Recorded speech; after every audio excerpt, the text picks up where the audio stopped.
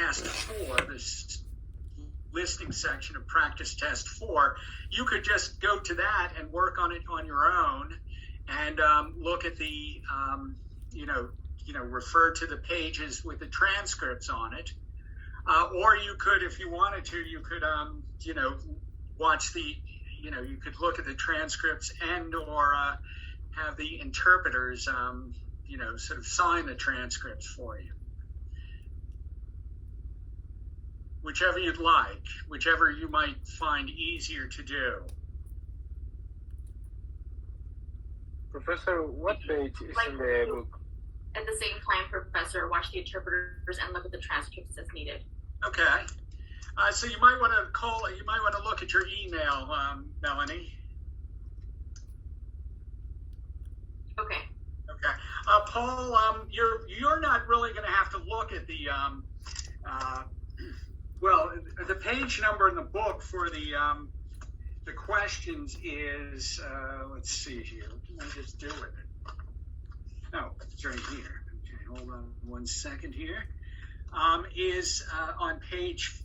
The actual number on the page is page 532, where the electronic counter is 546. And it's practice test 4. It's the listening section of practice test 4. But I'm going to actually, I'm actually going to play the passages for you, and it will be followed by the questions on the screen. And, they'll read you the question, and you can also read it. And then there'll be the 4, the multiple choice, possible multiple choice answers. Okay.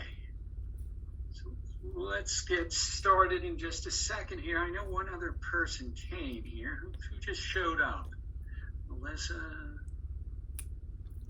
Oh, I guess it was Leah. So we still have the same number of students. Okay.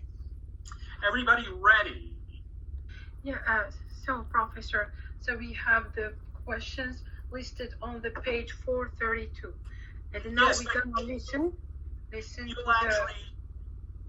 I will actually, you'll actually hear the listening and see the questions on the screen.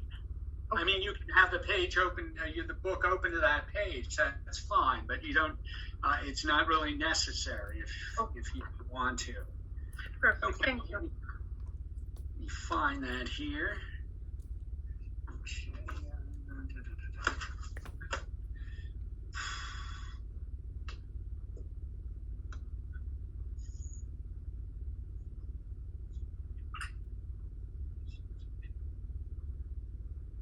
Professor, I'm a little bit confused. This is Melanie. So, in order to take the listening test. Okay.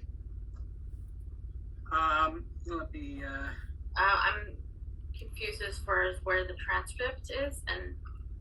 Well, did you open the email I sent you? Okay. Yeah, it says page 532, so I've opened it, and then it says transcript from 1 to 5. Right. Okay. So the actual. Let me share what I sent you here. That might make it easier. Okay. This is for Melanie here. The first practice test 4. The questions are on page 532. Or if you have the electronic copy, you can go to page 546. Okay, so that's those are the actual questions. The transcripts for each of the 5 listings are in the pages that are listed below. I would have made copies of them and sent you to them, but you can't copy the pages in the TOEFL textbook. They've set it up so it doesn't allow you to copy them. So this is a little sort of, but I will, I'll give you a little time in between. I'll give you a little time between each set of questions so you can move to the new transcript.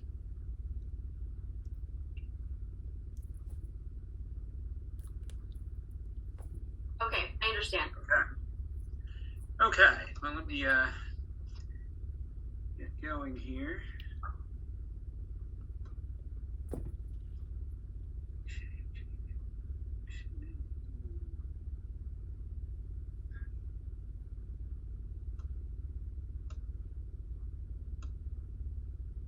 Okay, well, here's the.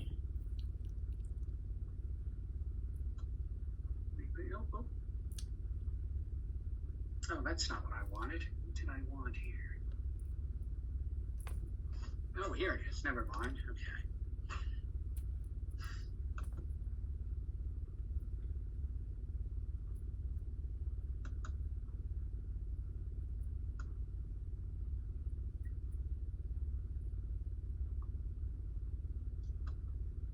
Okay, can you see that now? It's a picture of a student standing up, talking to a teacher that's sitting down. Can you see that? Yeah, teacher. Okay. Okay, so we're going to start, listen to the conversation, and then we'll go through the questions for this. Will be questions 1 through 5 for this first part. Everybody ready? Okay. Yes, Professor. Yes. I would like to know Listen to a conversation between a student Wait. and an administrator in the University Employment Office. Hi, I hope you can help me. I just transferred from Northeastern State University near Chicago. Well, welcome to Central University. But Chicago's such a great city. Why'd you leave? Everyone asks that. It's my hometown, and it was sure convenient to go to a school nearby. But Northeastern is still fairly small, and it doesn't have the program I'm interested in. See, I want to major in international studies, and the only program in the state is here. We do have a great program. Well, how did you get interested in international studies? Well, my family hosted a few foreign exchange students while I was growing up. Then I took part in an international summer program after I graduated from high school. I found I really liked meeting people from all over, getting to know them. Oh, okay. And that led you to our program. But right now, though, I assume you're looking for a job. Yeah, a part-time job on campus. I thought I'd save money being away from the big city, but it doesn't seem to be working that way. Anyway, I'm not having much luck. I'm not surprised. Most of our campus jobs are taken in the first week or two of the semester. What work experience have you had? Well, I worked in the university library last year, but I already checked at the library here. They said their remaining positions were for work-study students getting financial aid. I've never run into that before. Well, I guess each school has its own policies. We really don't have much right now. You might be better off waiting until next semester. If you really want something, how are your computer skills? About average, I'd say. I help teach some of the basic computer classes Northeastern offers for new users, if that helps any. Okay. The technology support department needs people to work at its help desk. It's basically a customer service job, answering questions, helping people solve their computer problems, give you a chance to develop your people skills. Something every diplomat needs. But is there some problem? I mean, why is the job still open? Well, they have extended hours from 6 a.m. to 2 a.m. every day, so they need a large staff. But right now, they only need people early mornings, late nights, and weekends. You'd probably end up with a bit of everything rather than a regular spot. On the bright side, you'd probably be able to get some studying done between calls. At least it'd be a start, and then you can try for better hours next semester. I see where the hours might be a problem. But I guess I can't afford to be too picky if I want a job. Still, maybe we can work something out. Okay. Now we go on to the questions here.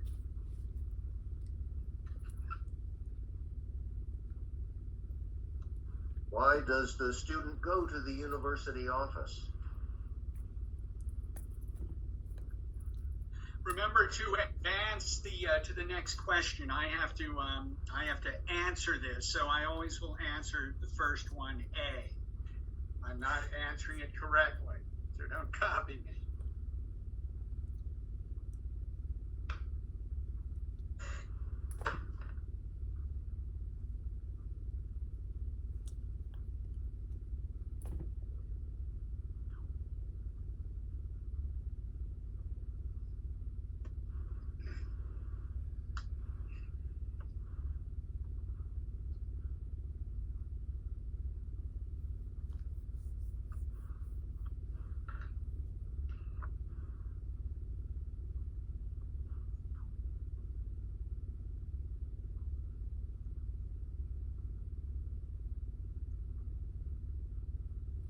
Okay, I'm gonna move on to the next one. Yes.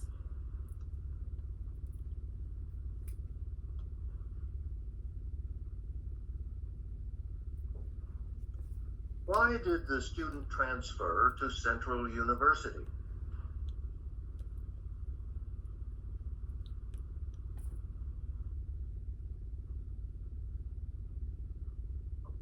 Probably drops down. Okay. Thank you.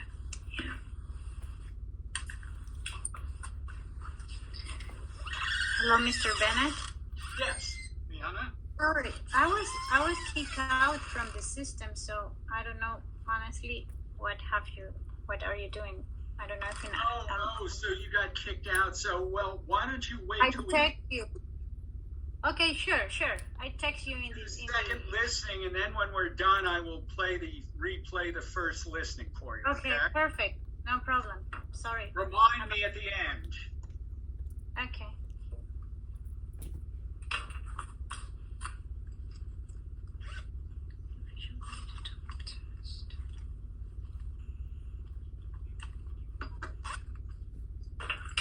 Okay, on to the next question here.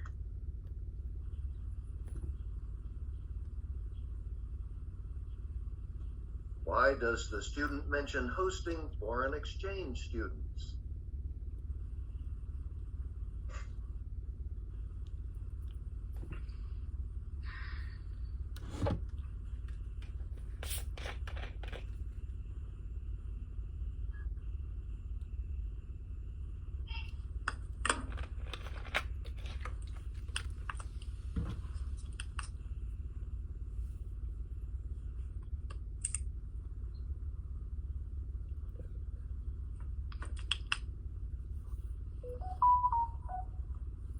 Okay.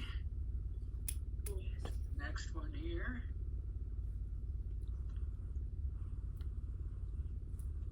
What can be inferred about students who apply for the open position at the Technology Support Help Desk?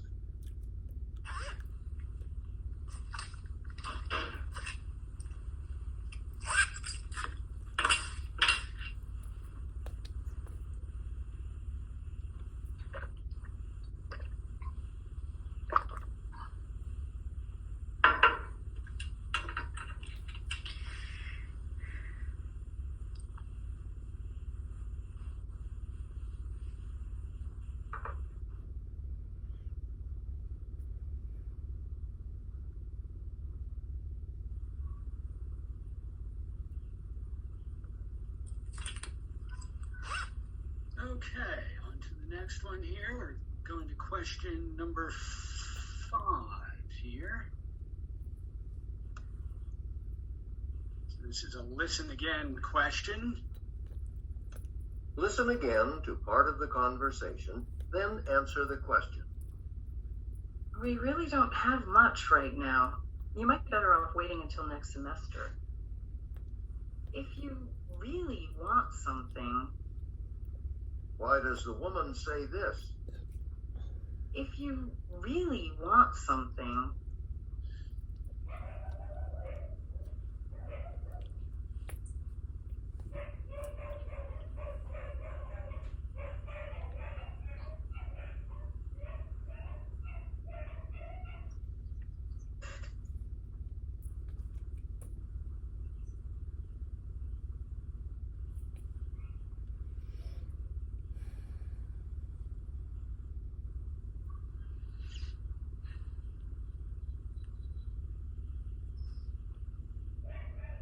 My door is closed and everything.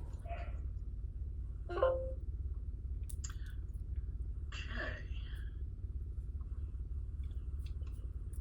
So we're on the next question here, but I'll give a short while for Melanie to for you to find the next transcript here.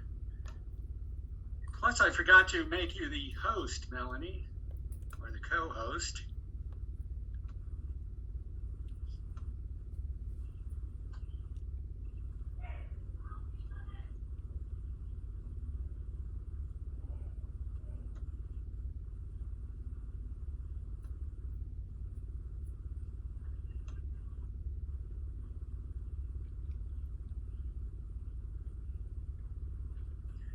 Let me know when you're ready, Melanie.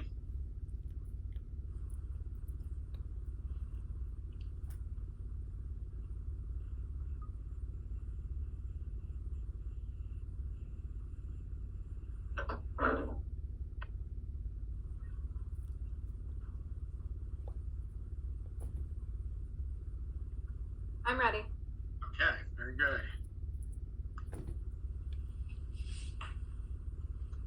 Listen to part of a lecture in an art history class. Today, we'll continue our examination of ancient Roman sculpture. We've already looked at portrait sculpture, which are busts created to commemorate people who had died. And we've looked at relief sculpture, or sculpting on walls. And today, we look at yet another category of sculpture, copies. Roman sculptors often made copies of famous Greek sculptures. Why did they do that? Well, no one knows for sure. You see, in the late 4th century BC, the Romans began a campaign to expand the Roman Empire. And in 300 years, they had conquered most of the Mediterranean area and parts of Europe. You know the saying, to the victor belong the spoils? Well, Roman army returned to Rome with many works of Greek art. It's probably fair to say that the Romans were impressed by Greek art and culture, and they began making copies of the Greek statues. Now, the dominant view in traditional art history is that Roman artists lacked creativity and skill, especially compared to the Greek artists who came before them. Essentially, the traditional view, a view that's been prevalent for over 250 years, is that the Romans copied Greek sculptures because they couldn't create sculpture of their own. But finally, some contemporary art historians have challenged this view. One is Elaine Gazda. Gazda says that there might be other reasons that Romans made copies. She wasn't convinced that it was because of a lack of creativity. Can anyone think of another possible reason? Well, maybe they just admired the sculptures. You know, they liked the way they looked. Yes, that's one of Gazda's points. Another is that while nowadays reproduction is easy, it was not so easy in Roman times. Copying statues required a lot of skill, time, and effort. So Gazda hypothesizes that copying didn't indicate a lack of artistic imagination or skill on the part of Roman artists, but rather the Romans made copies because they admired Greek sculpture. Classical Greek statues represented an idealization of the human body and were considered quite beautiful at the time.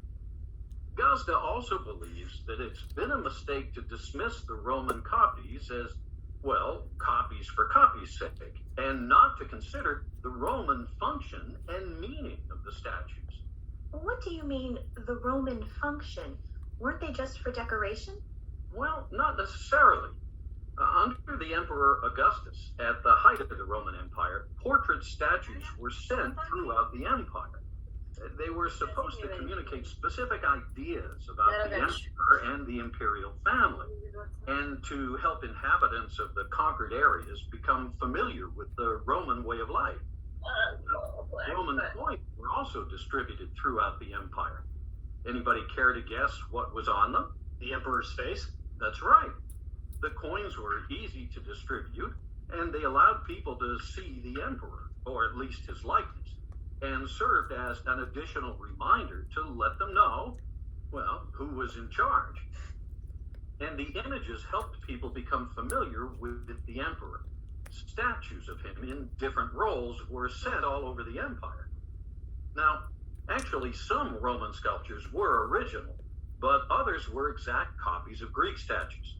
And some Roman sculptures were combinations of some sort. Some combined more than one Greek statue, and others combined a Greek god or an athlete with a Roman's head.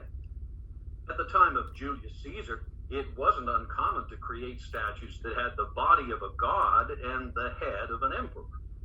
And the Romans were clever. What they did was they made plaster casts from molds of the sculptures. Then they shipped these plaster casts to workshops all over the empire, where they were replicated in marble or bronze. And on some statues, the heads were removable. They could put an emperor's head on different bodies and doing different things. And then later, when the time came, they could even use the head of the next emperor on the same body. Okay, could everyone mute themselves? Thank you. Okay.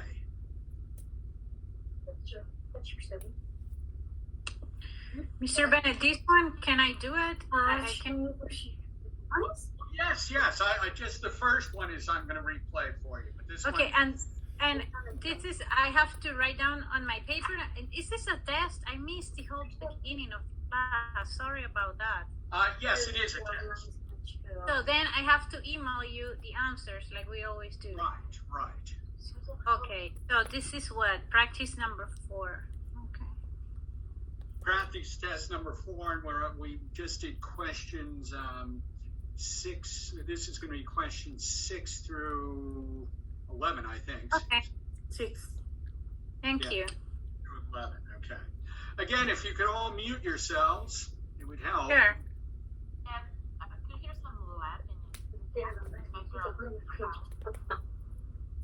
People are still not muted. Okay.